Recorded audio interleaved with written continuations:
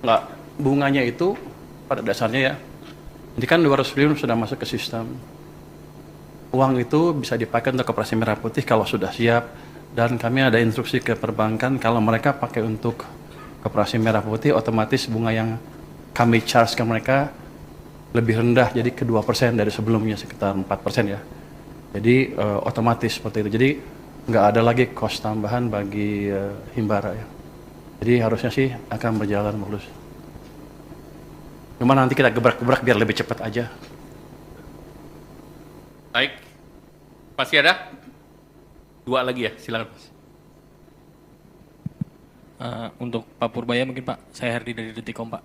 Mungkin pertanyaannya mengenai yang program gelontoran dana 200 T ke perbankan Pak. Mungkin itu sejauh ini progresnya seperti apa Pak? Apakah semua sudah masuk ke 5 bank itu? Terus mungkin setelah ini gitu Pak, apakah itu kan cuma 6 bulan ya Pak ya penempatannya? Apakah nanti bisa diperpanjang atau mungkin diperluas selain 5 bank itu Pak?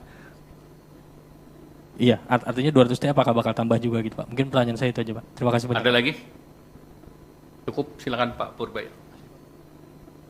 Jadi 200 T hari Jumat sudah masuk ke perbankan.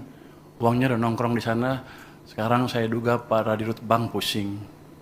Mau nyalurin kemana?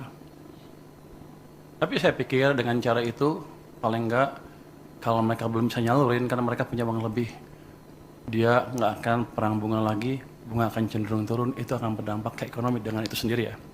Bisa bunga pinjaman turun, bisa juga bunga deposit turun, yang jelas cost of money turun. Jadi yang punya uang nggak ragu untuk belanjain, yang mau pinjam ke bank nggak ragu untuk pinjam.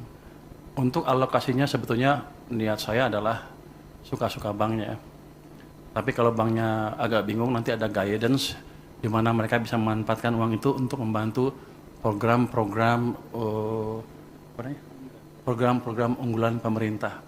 Jadi win-win solution ya. Jadi kalau mereka bisa pakai saluran ya salurin, kalau nggak bisa ya ke situ. Jadi mudah-mudahan, hampir pasti ekonomi akan berjalan lebih cepat. Setelah 6 bulan, saya udah hitung, ini pertanyaan banyak orang, apakah setelah 6 bulan akan ditarik oleh pemerintah.